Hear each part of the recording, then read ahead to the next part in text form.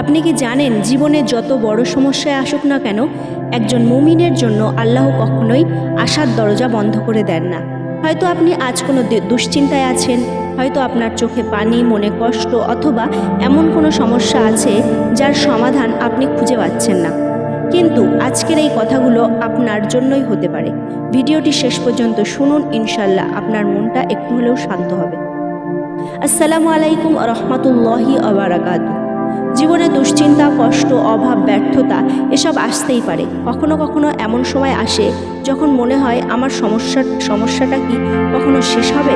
কিন্তু একজন মুমিন কখনো আল্লাহর রহমত থেকে নিরাশ হয় না, কারণ আমাদের রব আমাদের কষ্টের কথা জানেন, আমাদের চোখের পানি দেখেন। এমনকি আমরা মুখে কিছু বলতে না পারলেও আমাদের অন্তরের কথাও তিনি জানেন। আল্লাহ তাআলা কোরআনে আমাদের আশার কথা শুনিয়েছেন, ফাইন্না মাআল উসরি ইসরা, ইন্না মাআল উসরি ইসরা, যার অর্থ নিশ্চয়ই কষ্টের সাথে স্বস্তি রয়েছে, নিশ্চয়ই কষ্টের সাথে স্বস্তি রয়েছে। খেয়াল করুন, আল্লাহ একই কথা পরপর দুবার বলেছেন। এর মধ্যে আমাদের জন্য কত বড় আশা লুকিয়ে আছে।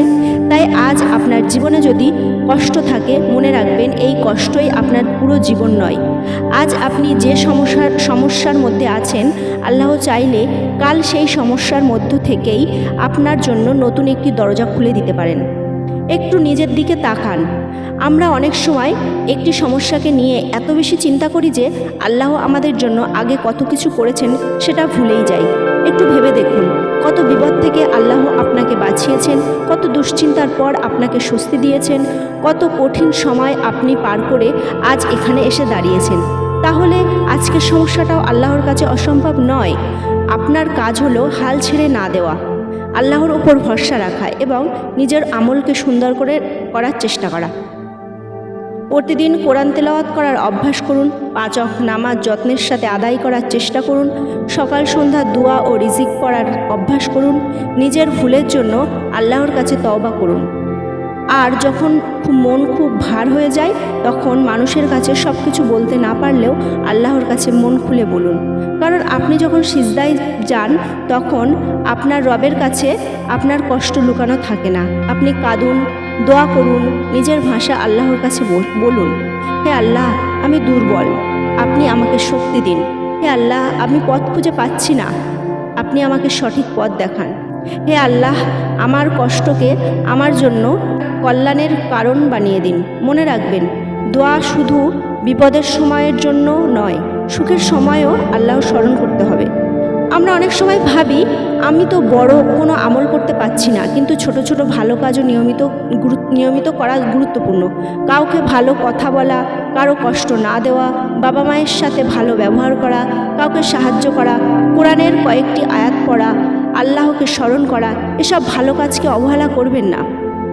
আপনার কাছে কাজটি ছোট হতে পারে, কিন্তু আন্তরিকতা থাকলে আল্লাহর কাছে তার মূল্য অনেক হতে পারে। তাই আজ থেকে একটি ভালো অভ্যাস শুরু করুন। হয়তো প্রতিদিন কয়েক মিনিট কোরআন পড়বেন, নামাজ আরও যত্নের সাথে পড়বেন, হয়তো প্রতিদিন কিছু সময় আল্লাহকে স্মরণ করবেন। ছোট একটি পরিবর্তনও আপনার জীবনে ভালো কিছু শুরু হতে পারে, ইনশাআল্লাহ। আর আপনি যদি এই মুহূর্তে কোনো কষ্টের মধ্যে থাকেন, তাহলে একটা কথা মনে রাখবেন, আপনার রব আপনার সাথেই আছেন। আপনার আজকের কান্না হয়তো আপনার কাছে খুব ভারী মনে হচ্ছে, কিন্তু আল্লাহ চাইলে এই কান্নার পরেই আপনার জীবনে স্বস্তির সময় আসতে পারে। তাই আজ সমস্যার কারণে নামাজ ছেড়ে দেবেন না, দুশ্চিন্তার কারণে দোয়া ছেড়ে দেবেন না, দেরি হচ্ছে বলে আল্লাহর রহমত থেকে আশা হারাবেন না। আল্লাহর ওপর ভরসা রাখুন এবং নিজের দায়িত্বটুকু পালন করতে থাকুন। আজকের এই কথাগুলো যদি আপনার হৃদয়ে একটু হলেও জায়গা করে থাকে, তাহলে মনে রাখবেন, নিশ্চয়ই কষ্টের সাথে স্বস্তি রয়েছে। আপনার জীবনে যত কঠিন সময় আসুক, আল্লাহর রহমত থেকে নিরাশ হবেন না। আজ থেকেই একটি ভালো আমল শুরু করুন, নিজের জন্য দোয়া করুন, পরিবারের জন্য দোয়া করুন এবং অন্য মুসলিম ভাই বোনেদের জন্যও দোয়া করুন। আর এমন ইসলামিক শিক্ষা, কোরআন ও হাদিস ভিত্তিক উপকারী ভিডিও নিয়মিত দেখতে চাইলে এখনই আমাদের চ্যানেলটি সাবস্ক্রাইব করুন, বেল আইকন অন করে রাখুন।